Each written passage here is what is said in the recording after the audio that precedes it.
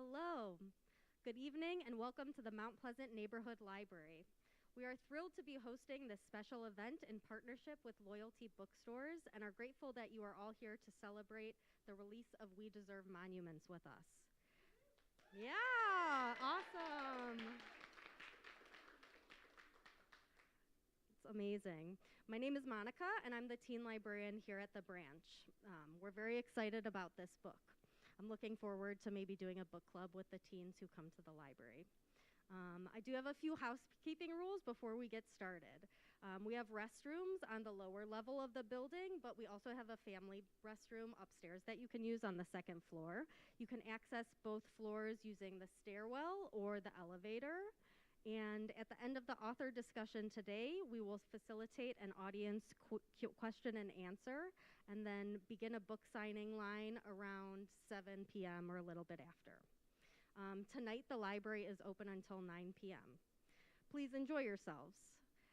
Now I'd like to welcome Hannah Oliver Depp, Loyalty Bookstore founder, to speak and introduce our visiting authors. Thank you. Thanks, Monica. Hi, guys. I'm going to stand here because it's weird. Hi, everybody. I'm Hannah Oliver Depp. I'm the owner of Loyalty Bookstores. We're based in Petworth here in D.C., and we also have a location in downtown Silver Spring. And thank you. Oh, my God. Both places I grew up, and just like the character of this book, came of age and then traveled outside and realized the importance of my community and also how broad my community could be. So even with a homecoming, as much as I love being back here, I'm grateful for the time I spent in the South, the real South. This book touched me extremely deeply. A queer coming of age, a founding of yourself, dealing with intergenerational trauma, and feeling like you are absolutely sure who you are when you're a teen, and then going to be confronted with maybe the other things you've decided to ignore in order to become who you are. No matter what your age, yes, this is a YA book, but it's the YA book that healed young Hannah inside, as I read, and I think has something in it. As the staff packs this book around, everybody was just like, oh my God, it's so good.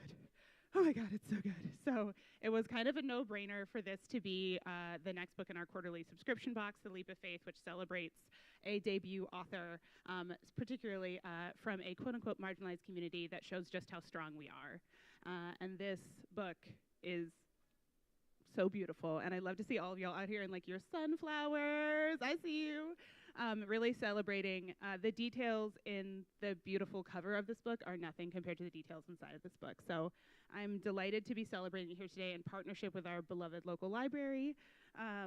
And please look out for more loyalty events both at our libraries and at our stores and online. We are still, it's still a panty. We're doing our virtual still too. And we're excited to welcome friend of the store and friend of Good Books Everywhere, Ebony Liddell, the author of Lover Radio, the book that has the best playlist. It's so good. And of course, Ebony was a marketing publisher by day and a storyteller by night, and now a storyteller 24/7. As I said, author of Love Radio and Born in Michigan, awoken at Howard. Ayo. Oh wow, that's never happened. Wow. Okay, we'll have to report this. And cultivated in Brooklyn, Ebony can usually be found searching for her next live concert, scouting out the latest food craze to try, or being the undisputed mom friend of any friend group. She co-hosted Why Not YA at Bellatrix and at Epic Reads monthly video series where she interviewed authors in the young adult space. You should check out all of those videos because they are dope. You should visit her online at ebonyliddell.com and follow her on social media at Ebony Liddell. Thank you for joining us. Bring our in conversation partner, Ebony.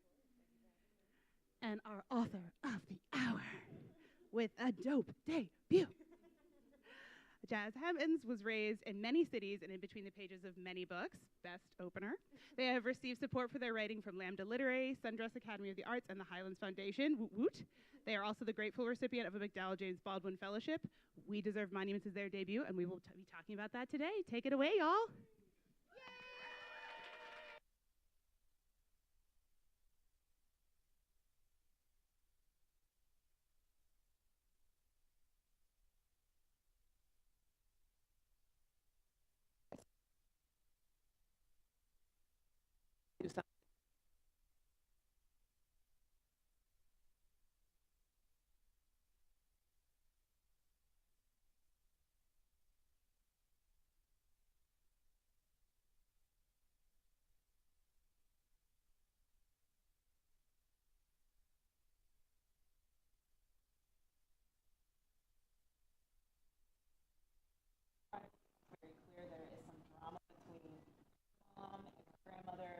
One is really eager to talk about what happened, and so Avery makes it her mission.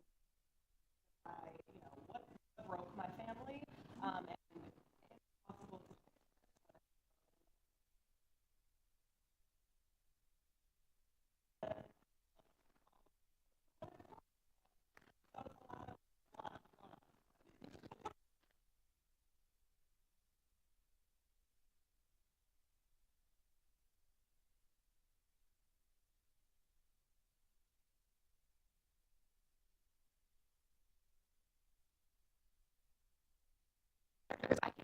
like it's so.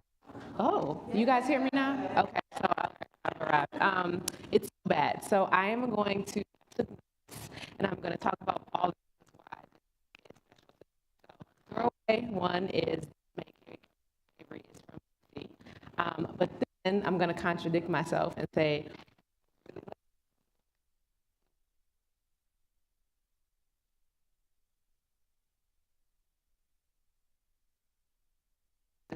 is showing like.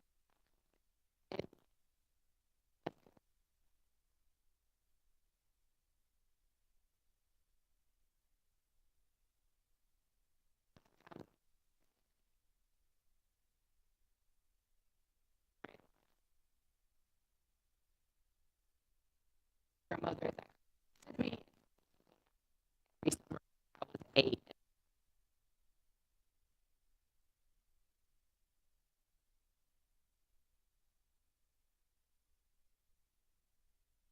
Yesterday they were looking to have Jack as the conversation partner, and so much of your work in your writing.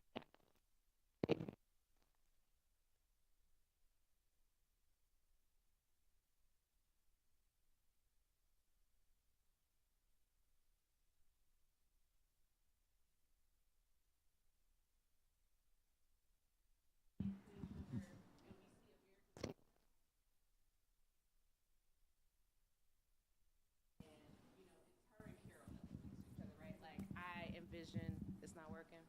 All right. Testing, testing. It's on, yeah. Hello? No? None of the mics? Keep going? Okay, I'm gonna keep going. I saw like my grandmother's house and my Aunt Willie's house right next to each other. So you really brought the South to life. So that's the second reason. The third reason is, I know I'm almost done, y'all, is Renaissance, which we're gonna get into Renaissance, but if you know, you know, and that was literally like my second favorite scene. So that brings me to my first favorite scene and my favorite character, which is Mama Letty. The scene where she talks about Ray. And Mama Letty, for anybody who has not read this book, she is, you can just see it. You can feel it immediately. From the moment you meet her on the page, you can tell she's been through a lot. And for anyone who knows a Black woman who grew up in the South at that time, you don't know what she went through. You don't have to know what she went through to know what she goes through. And so it was just very beautiful how you showcased her, because that scene really humanized her. And it just shows, like, it doesn't matter how hard you are, like, when love takes over, it like wins every single time. So I'm done. These are all the reasons why I love this novel, and I just love the grace that you give to each and every character. So we're gonna start there with the questions about your character. So grace seems to be the theme here, and I love that grace is a theme here, because I think of grace also when I think of the South, and how it's just that word is thrown around so much. And now it's kind of common for people to say, you know, give yourself grace. But can you talk about why and how this theme came to be in your novel? Because I do feel like on the page we see all these characters and we love them and we appreciate them, and we always don't necessarily like them on the page, but it really humanizes them. So can you talk about your decision to kind of incorporate grace in the novel? First of all, thank you so much. That was beautiful. Hi, test. Okay. Thank you so much. The comparison to Jacqueline Woodson is, I absolutely hated it. Like, Jacqueline Woodson is a legend, and I just felt honored to be sharing a space with her last night. And so it's a theme that I touch on in particular because of how important it is for our young people to not be so hard on themselves. And I think that in our current state of the world, especially like in pandemic times, I think that a lot of people, the weight of the world, like it feels like it's on our shoulders. Like I just feel like we've been spending the past like 3 years with our shoulders up to our ears. And so a lot of this book is about like learning to just take a breath and like allowing yourself to have fun and realize like I'm not responsible for, you know, all of the world's problems, and some things I can't fix this by myself. And that took a long time for me to learn, and it's something that I'm still learning because, you know, I'm very hard on myself. And I think that just the theme of giving yourself grace is something that was incredibly important to me, especially because this story does get very dark at times. It gets really sad, and I had to find moments that lightened it up, and I had to have moments of like swoon and just ease because I needed to do a balance. And so that has always been a running thread, I think, in every draft of this story. And it's something that I try to incorporate in my everyday life, and I think that's just naturally how it came in. I love that. And it's needed. Like you were saying, it's a lot of heavy topics, so you needed to find a way to balance it out. So let's talk about all the topics, because you have like a million in there.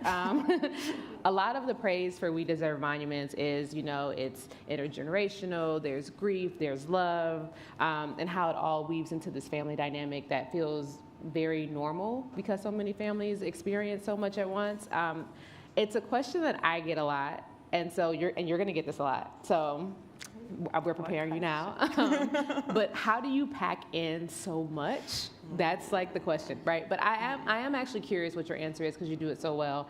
And we are seeing more Black stories, more brown stories being like pushed out, being published. And I think we are in turn seeing a lot of these stories where it's like, how do you pack so much in? And it's like, my typical answer is because that's all I know. Like this is our lived experience. But I'm curious, like as you were writing the story, did you know I wanted to put all these things in?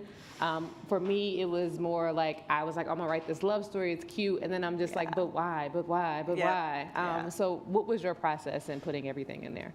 That's a fantastic question, and it's something that made me think of a mentor of mine once told me at a writing workshop that I attended when I was just wrangling with the first draft of this. And she was like, you know, debut authors, you try to fit everything into your first novel because you don't know, like, are you going to write anything else after this? Are you going to have, you know, a chance to have any books out in the world? And so it definitely felt like I was trying to do a lot, and the first draft shows that. Like, it was over 100,000 words of just chaos, and I look back at it and I just, like, one scene has stayed the same, and out of every single draft that I've written, from the first draft to the last, everything has changed except for one scene. And so I think that was me whittling away what I was actually trying to say. Before, in earlier versions, it was very mystery heavy. There was like there was a present day murder, and Avery and her friends were trying to solve it, and it just felt very Scooby-Doo-esque, and like, we're gonna solve a crime. And it was a good story, but we took it out on submission, and we got nothing but rejections, and we got nothing but rejections except for one editor who saw something. She saw some potential, and then she asked me the question. She was like, I feel like you're going in two different directions right here. You're having this really hard-hitting contemporary with all the feels, and then you have this mystery / thriller. And she was like, what is more important to you?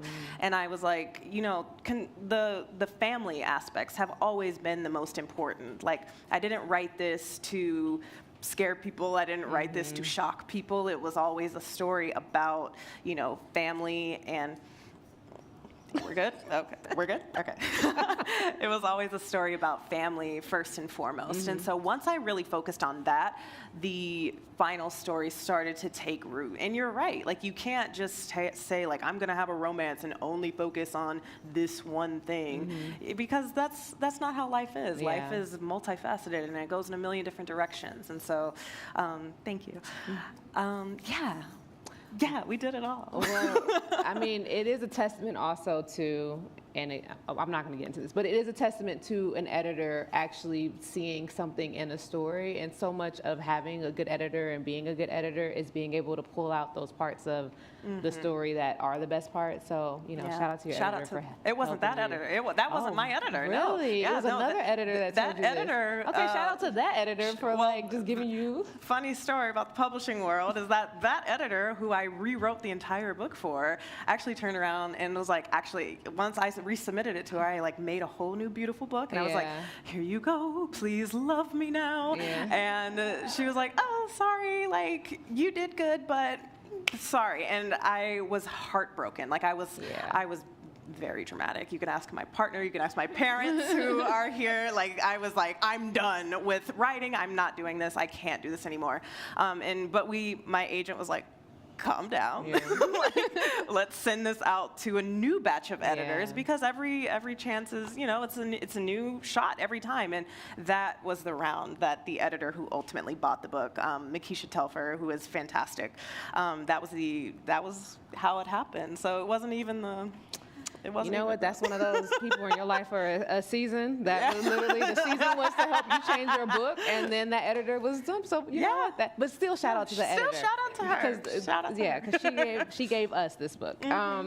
So I also enjoyed a lot of Avery's arc, which you mentioned this a little bit earlier about just being a perfectionist, because we are actually learning she has no idea what she wants to do with her life. Yes.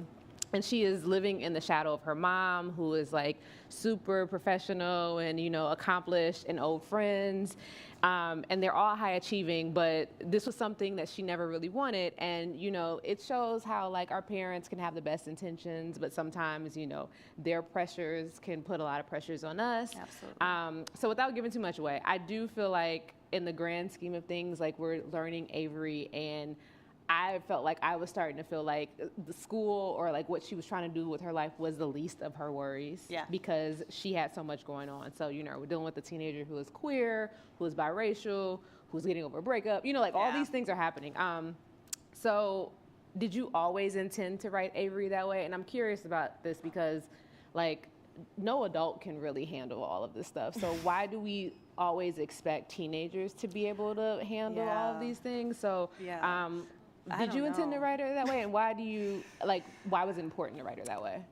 So when I was in high school, I was I was going to go to college and be a nurse, and you can ask my parents. I am not meant to be a nurse. Like any type of medical profession, like I would be horrible at. But I just picked it because I'm like, this is a good job. Yeah. This is a good path. And I didn't spend a lot of time thinking about like things that I actually wanted. I spent a lot of time thinking about things that I thought I was supposed to want. Yeah. And that included like, you know, what college I was supposed to go to, and, you know, what relationships I was supposed to be in.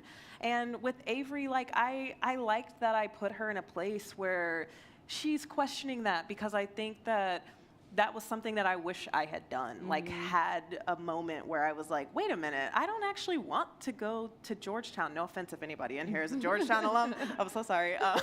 She's like, I don't want to go to Georgetown. I don't want to study astronomy.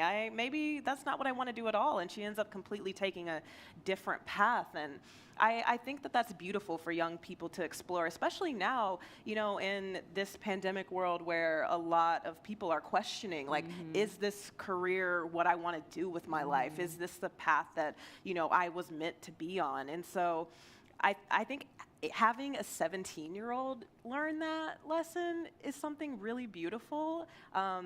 Because I think that we all have that moment, and whether it comes at 17 and whether it comes at, you know, 65, it's like beautiful to experience, beautiful to change your mind. Yeah, I think we do need to have more stories that show like a teenager who is just like, I have no idea, it's fine. Even at the end of the story, you might not know, and it's okay. Yeah.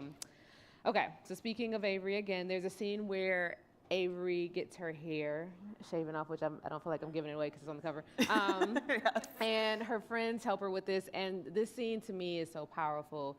And I think it's such a normal scene for someone who is queer, for someone who is Black. You know, like hair is such a powerful symbol of identity, and the choice to shed it, I think, really is kind of like the choice to like shave off or let go of like a part of yourself, you know? So when did you come up with this scene? And like, just how did you write it? What space were you in? Well, I cut off my hair. I cut off my hair last year, but I had actually wrote this scene like before I did that, and it's supposed to be a juxtaposition because Avery starts the story in a place where she's left behind her friends and she is experimenting with her self-expression and how she wants to look, and she has recently pierced her lip, and her friends back home were just like, "Ew, like that's so nasty, that's so trashy," and just like, you know how that feels to like do something really cool and like you wanted to dye your hair a certain color, and then like the people that you really wanted to love it are the people that are like, well, that's ugly, and just how heartbreaking that can feel. Like to some people it's like, oh, it's just a lip ring, but it's like, it's not, you know, especially when you're 17. And so the scene where she gets her hair cut at the party with Jade and Simone is a juxtaposition to that disdain that her former friends had, and it's supposed to show that you deserve to be surrounded by people who want to uplift you and love you in like any form that you know, any way that you want to present. Like you don't have to look a certain way to be loved, to be accepted, and I wanted Avery to know that, and she has this moment of like euphoria where she does this thing that she's always wanted to do, and the people who are surrounding her are like, you look great. And she didn't get that with her friends, with the piercing. And so a lot of people say that this cover looks like me, but I don't. I don't know what the artist was doing. I don't know, I'm just like, but I would never have the guts to go for a side shave because it takes a lot to grow out a side shave. Like that is bold. Like I just cut it all off. So I'm like, I personally couldn't do that, but I think Avery's a lot braver and cooler than me. That's one of the fun things about writing, especially YA, because your characters do stuff and you're like, I would love to have done that. Like in my head, I could see myself doing it, but I'm actually never doing that. So yeah, I have friends that have beautiful side shaves, and they're so cool. And my mom like had this dope undercut, and I'm like, the growing out process. Wait, so did this, like after you wrote the scene, were you like even more inspired to cut your hair? Oh, see, I'm a flight attendant. I'm a flight attendant by day, and so we have like a long set of rules that are like, this is what your hair must look like. And I was on a furlough actually, and I just had this time, and I was like, well, I'm not gonna cut my hair. Like I was frustrated. I was at a point where I'm like, I'm bored, and I told my partner, I'm like, I'm just gonna cut it all off. And they're just like, okay, like, do you want to go in stages? And I'm like, no, take it all off. And so I like went back to work as a flight attendant, and people like didn't even recognize me anymore because they're like, they look at like my badge picture and they're like, this is like TSA every time. It's just like, so it was a moment for me that was just like, whatever. I love it still. Okay, so how are we looking on? We're good. Okay. So next we're gonna talk about, generational trauma. Yay! But in all realness, you really show like the through line in this story with generational trauma in a way we don't always get to see, and it's interesting because you see the through line between three women. You see it through Mama Letty, you see it through Zora, who is Avery's mother, and then you see it through Avery. And Mama Letty deals with something traumatic, and we watch how it changes her and how it affects how she raises her daughter Zora, and then you see how Zora is affected and how she raises Avery, and how it's hard for her to come back and all these family secrets. And Jazz, I really thought you mastered it. Like it was so good. Can you talk about your decision to add this through line in, especially because we just don't see enough of it in YA? Oh, thank you. I think that's my favorite type of book to read, and stories to read, and movies to watch are like big family sagas and dramas, and just like I didn't grow up in a large family, and so I think I've always been super fascinated by, you know, people that had that feeling of like growing up at the family reunion, and you know, you got uncles over here and cousins over here, and like it's just like a big web of people, and so I was always fascinated by that. And so when I sat down to write the book, at first, Zora wasn't even in the story, like the mom character. It was just Avery and her grandma, and I realized something was missing. Yeah. Like there needed to be a link between the two of them, and I think that it's really fun to like mess with the dynamics of generations, and just how that squash and stretch and like that push and pull of like one generation, like the grandma and the granddaughter are cool, and then the mom is feeling like, but I thought she was like on my side. I thought me and you were cool. I thought we were in this together. Well, now y'all are friends. Yeah. And then like how it feels when they're all on the outs, and how that feels, you know, when they're all getting along, and how it changes constantly all the time. And I think it's really beautiful. Like one of my favorite scenes in the book is when they're all together, just the three of them.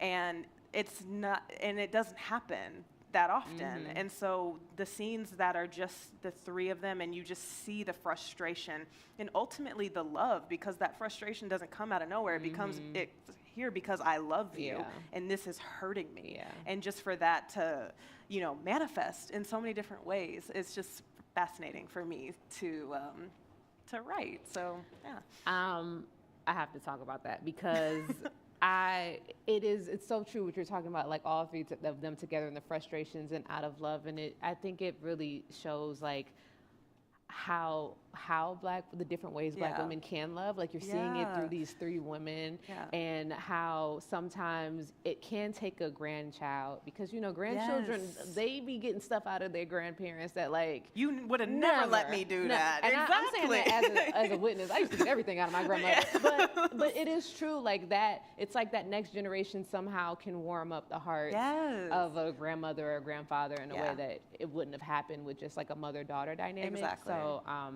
I love that. I love that you did Thank that. you. Okay, so more about family and family secrets. So you talk about family secrets in the novel, and I was really into using like the family tree project. Yes. The class family tree project as sort of the intro, because I feel like these family trees really be exposing family. They really do. And I actually just had a conversation with a cousin like a few weeks ago about what happened when she had to do a family tree for us, and then having to call someone to ask about it. Anyway, it's interesting how communities of color will hold on to these secrets, you know, and how it will literally like wreck them. You know, they will die with these secrets. And we see and we deserve monuments. Mama Letty ain't telling all the secrets. Like that would have been too clean. I knew that wasn't gonna happen in this story. I was like, can I have one? Like that was my goal. I just want one secret to come out of this story. But you do see her light, like how she just feels lighter. Like in the story, she seems lighter as soon as like she's able to reveal some of it. So can you talk about your decision to also add the secrets part? And it is first and foremost a mystery, you know? So like, was the secrets and the mystery and the ending sort of, did that go hand in hand? Like, was that already there? Or was that one of the things you added in because of, you know, the family elements you wanted to incorporate? My partner is I know, laughing. I heard the giggle. My partner is laughing because he has read every version of this book, and just has seen how it has changed and grown. And so people either love the mystery or they hate it. And so it's been really fascinating. Like, I love my parents, and my dad today was like, you know, you got some reviews and they're coming in, and I saw you got some 5 and some 4 stars, but you got some 2 stars. And I'm like, all right, like, thank you. And it's like, I'll also tell you about those. and I'm like, some people do not jive with the mystery element at all. And I'm like, you know what? And they're right. And but that's always been a part of the story. And I think because it's life, like it's honest. Like I don't know any any family that is perfect. And, you know, when I was a kid, though, I used to think that everybody else's family was Yeah. perfect. I used to think that, like, my family was the only family with problems, and y'all are out here just living the Brady Bunch life. And I was jealous. And I was like, why can't I have that? But then as I grew up, and, you know, you have friends, and then you Yeah. talk to them, and it's like, oh, we all got We all got our problems. Like, stuff going on. it's Yeah. cool. Yeah. And so the secrets element, and especially I think in Black families in particular, it's like we don't talk about that because that's ugly. Like that's Yeah. it's hard work. Yeah. Like talking about trauma Yeah. and working through trauma, and it's not something. A lot of this is like decades old, and you can't just sit down over a piece of pie and say Yeah. like, well, time to talk about the things that broke us. Like it's like this takes years Yeah. sometimes to work through to even admit these things to yourself. Like it's like we need therapy, Yeah, we all and do. we do. And so it's like really hard to do this work. And so I think it is easier to just avoid the topic altogether. And I know for me, I am personally a very conflict avoidant person. too. Very like like problem. people who are very like confrontational. I'm like, whoa, Yeah. you make me anxious. And so I think that that's just a natural part of family life, and I wanted it to be honest, and I wanted young people to feel witnessed by this, Yeah. especially that specific achy coming of age moment when you realize your parents and your grandparents are just people, and they're not these mythical figures that you may have like created throughout your childhood if you were fortunate enough to have a happy, rosy childhood, and just how heartbreaking that can be to just be like, oh, you don't have it figured out either. Yeah. And Avery is a great character, and teens are great with this because they're inquisitive. So Yes. you just find Avery in the story also just being like, but why? Like that's basically what she's doing, and everybody's annoyed with her, but also it's like, yeah, but why? But why? Like, but why though? Like, this is the problem. So it was great using Avery as a catalyst to force them to, you know, talk about at least some of the things, because teens do that so well. I'm gonna get into something a little lighter. So I'm assuming you chose the name Renaissance for the bar before Beyonce's album? I did. I knew you did. I did. And so when the Renaissance album dropped, I was like, we have a connection. me and Beyonce. Like, it was something special. So basically you're a genius is the question. Well, no, but honestly, I knew that you picked it before her album dropped, because Yes. nobody is crazy enough to pick a bar or a restaurant / bar named Renaissance after Renaissance. You know, it's No. like, you're like, no, I had that first. Yes. And then Beyonce, I'm sure Also, Beyonce as also the way had it first. but- Publishing is very slow. Exactly. So It this, was like a long time the ago. book was done like last year. So there were no changes that were made like anytime this year. And so, yeah, when I saw that the album had dropped, I was like, how perfect. This is so perfect. How amazing is that? So anyway, we have to talk about.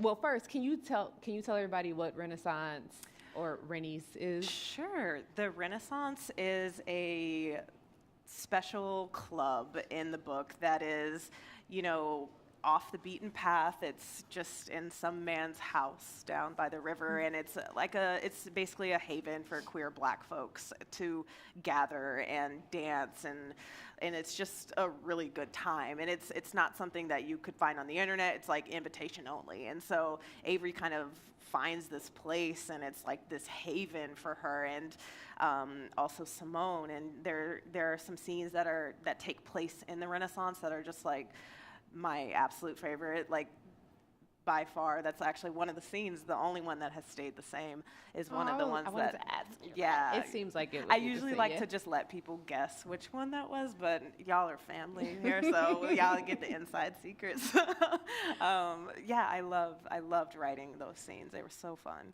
So yeah, this scene was so breathtaking. It really was just a scene to me that showed freedom. I actually just reread it today, and I've been thinking about, which I know we all have been thinking about, like the Colorado Springs shooting.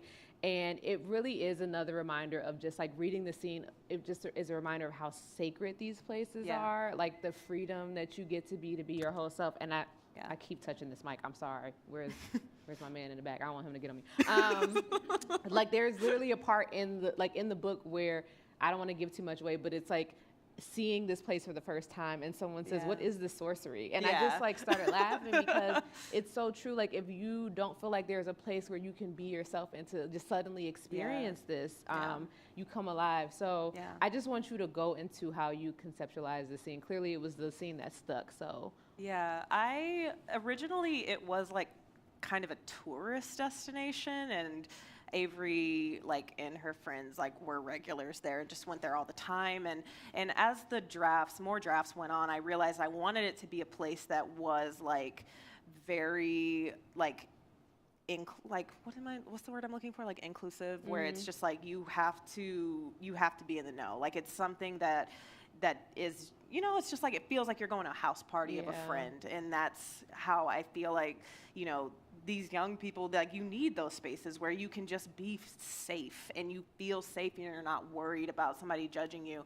And the Renaissance in particular, I love those scenes because it's not only a safe space, but it's like a generational safe space. So it's like you're dancing alongside people that are like in their 60s and 70s, and it's like it's something that I, you know, dreamt up, that I was like this I think I described it as like this beautiful brown blur under like these neon lights. And I just wanted something that is like a sacred safe place, because when they go to the Renaissance, it's in the midst like of a lot of family drama that's going on, and I needed a scene that just like uplifted them and took them out of that heartache and that hard, like the hard conversations that they were currently in. yeah, and it also to me was just a reminder of how life works. You know, Yeah. when you do have these hard moments, you get to experience like a scene or a moment that is so beautiful.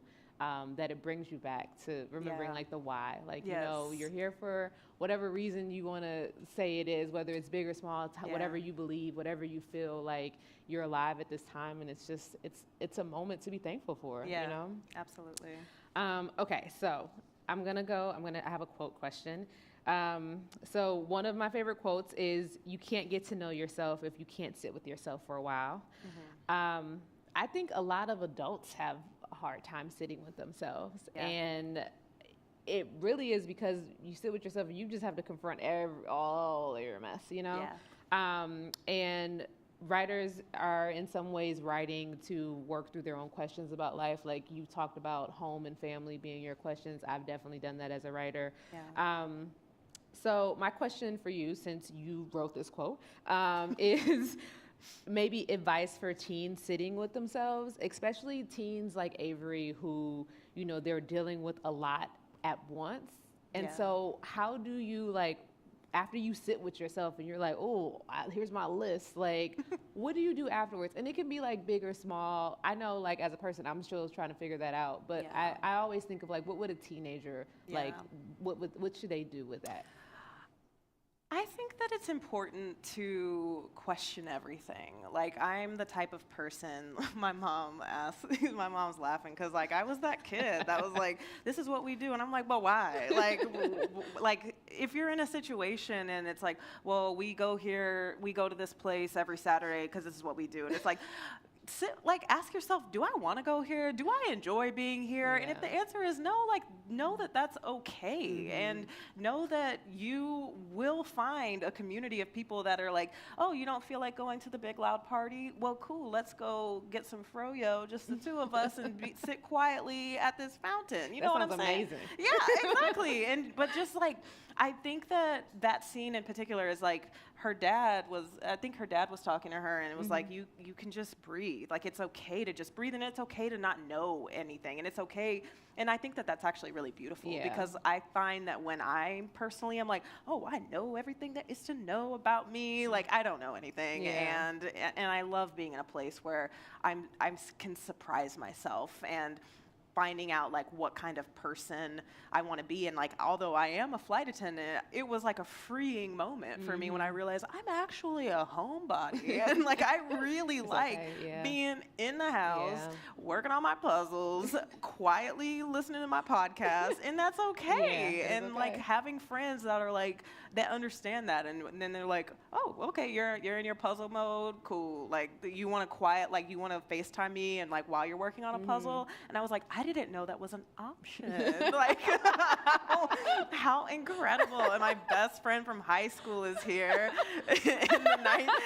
from the ninth grade. And like, we both love puzzles together. And so like, I was visiting her a couple weeks ago, and we were just sitting there like quiet, like just working on a puzzle, like catching up. And I'm like, this is so beautiful, like how friendship can, mold to fit like the person that you want to be, And we see that with Avery and her friends from DC versus her friends down south, where she was just like always a part of something, always doing activities. And I don't think she really wanted to do it. It was just, you're just doing these things because you feel like you need to do it. So it was really nice to see her go to the south and be okay with just the calm and the quiet, and realizing that that's what she wanted to. So. Yeah, like Simone, the love interest, at one point asks Avery, like, when was the last time you climbed a tree? And I like to ask people that, like myself, like, when was the last time you just rode a bicycle or like had a picnic, or just something that, is nostalgic from childhood? And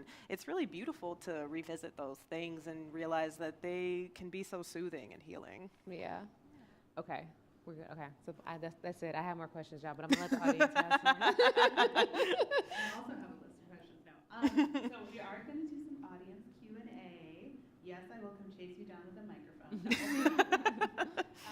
But we are wonderfully streaming this to all of our friends on the DC Public Library YouTube channel. So they want to hear your questions too. So I apologize for throwing a mic in your face. But you have a question? I see you. Yes, do it. And start thinking of them, store them in your head. You're not as prepared as our friend here. So.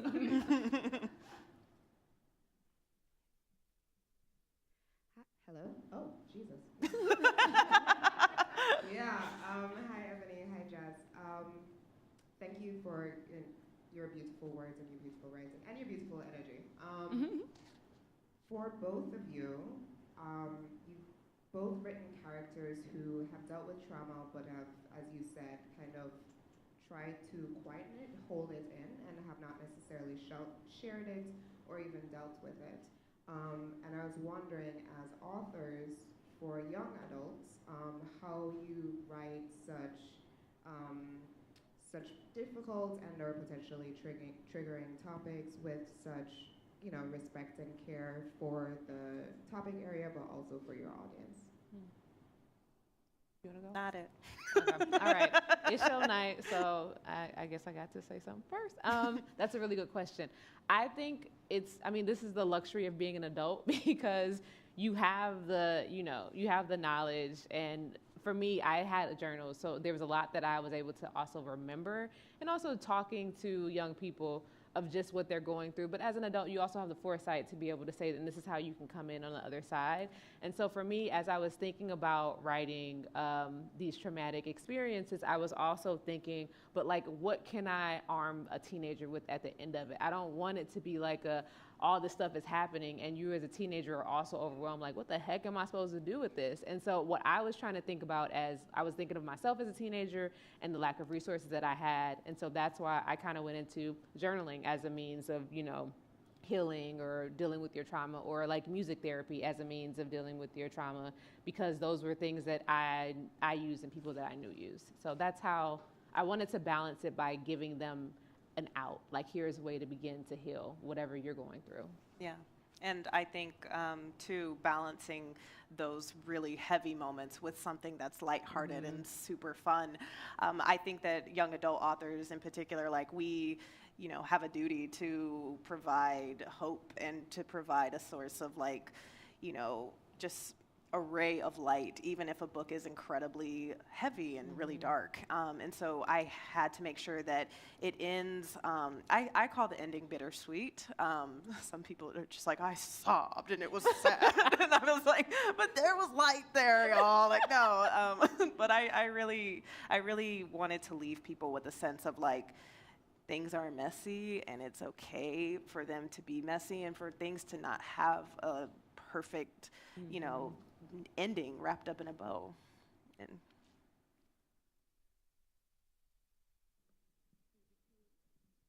Hi.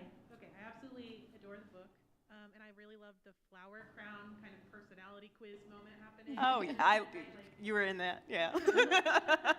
So I don't think we Mama Letty and Zora's flower. Ooh. Okay, question. Ooh, that's a fantastic question that nobody has ever asked me. Mama Letty is compared to, Simone compares her to a cactus that only blooms at night, but I think a cacti crown would be rather painful. Yeah, that's giving Southern Baptist in a different way. It's like a different book, y'all. It's giving something. So I'm taking suggestions, like for, you know, yeah, looking up flowers, my friends. I think She's a moonflower. She's a moonflower. It blooms at night. yes, Very dramatic when it does, and then it just is gone. beautiful. Shut down. So there we go. There's Mama Letty. And maybe Zora, like I'm gonna go roses, just like something classic and beautiful. Got and some thorns at the bottom. got some prickly. thorns. Yeah, Yeah, I like that one. yeah. You gotta be careful with that. So that's my.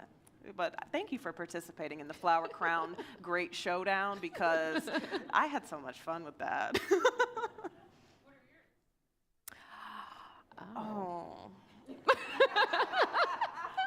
I wasn't prepared to answer this question. I know you have me going first. I have no idea. I was Team Daisies. And they absolutely got crushed in the Flower Crown Showdown. So I was a bit sad about that. I think Daisies are like, you know, they're underdogs, and I like an underdog. I mean, I like lilies, so I'm just gonna say that I'm a Okay, lily. dramatic, Am I flourish. You know, it's a little subdued, You're but also a right. little extra. I feel like that's me. I like that.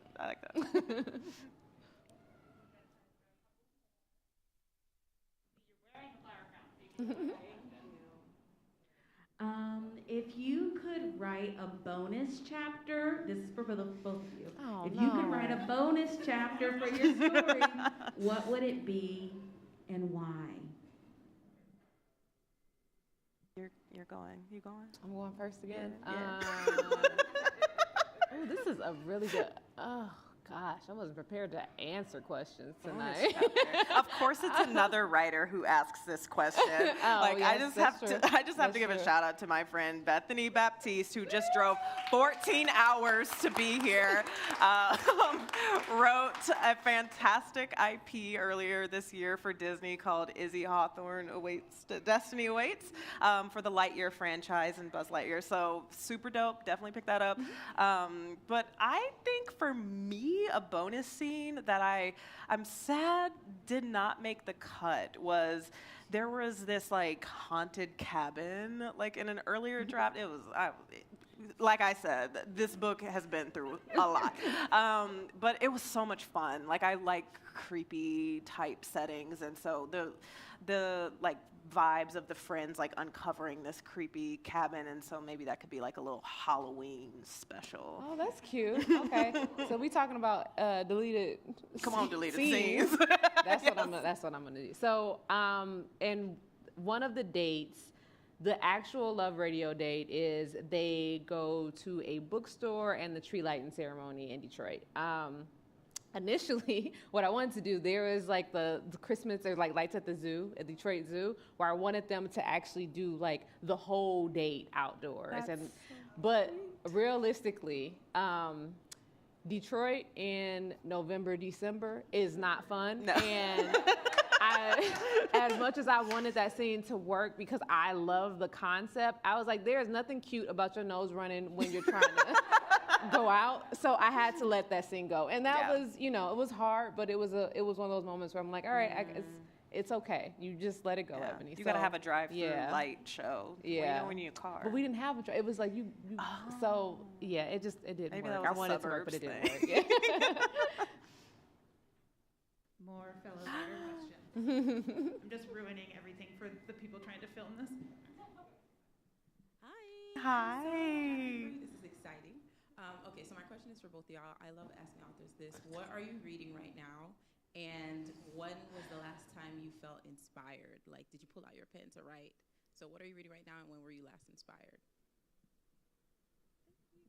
I know it's corny to say, like, I feel inspired right now talking to the wonderful Ebony Liddell, who is just iconic, but I really do. You mad?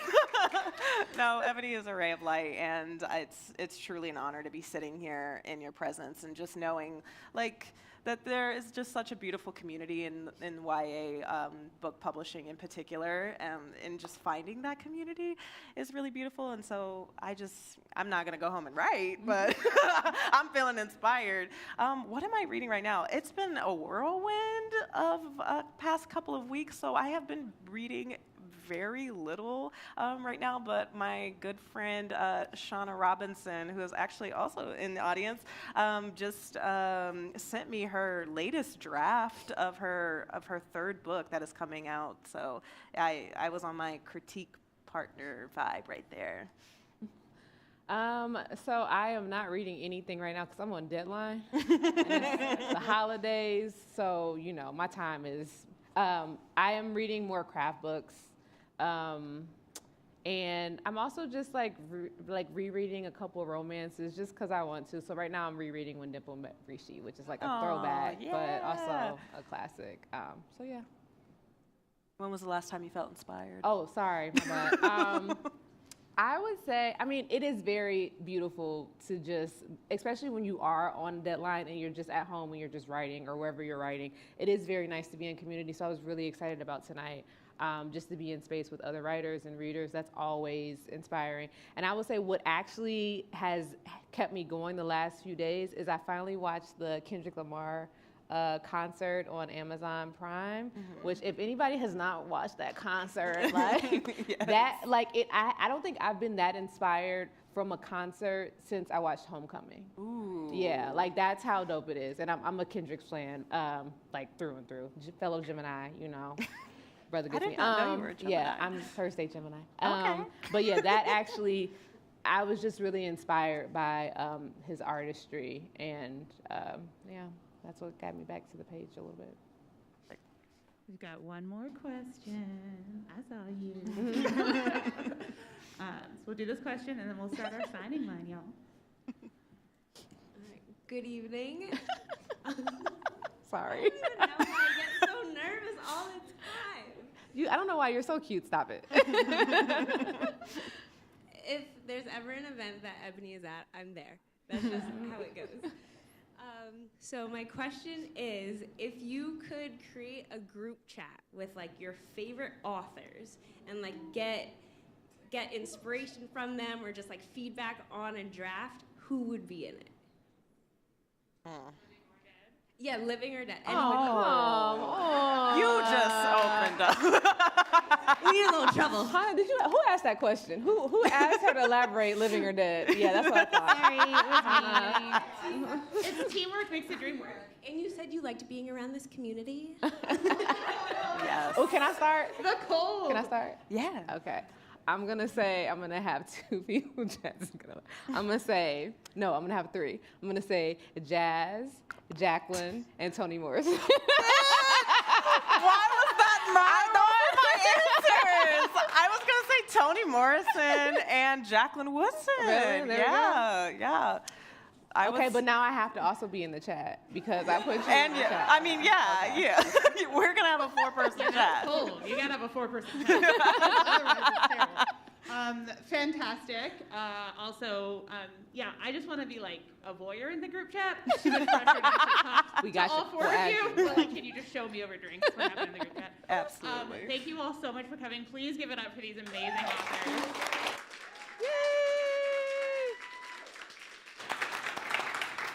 Love Radio. Check it out. Make sure to request it at your library. If this is not your library, make sure your library is carrying it. And of course, We Deserve Monuments debut week. Yeah. We will have a signing in just a couple of minutes. And thank you all for coming out in the weird and Yes. cold. Thank you for coming out tonight.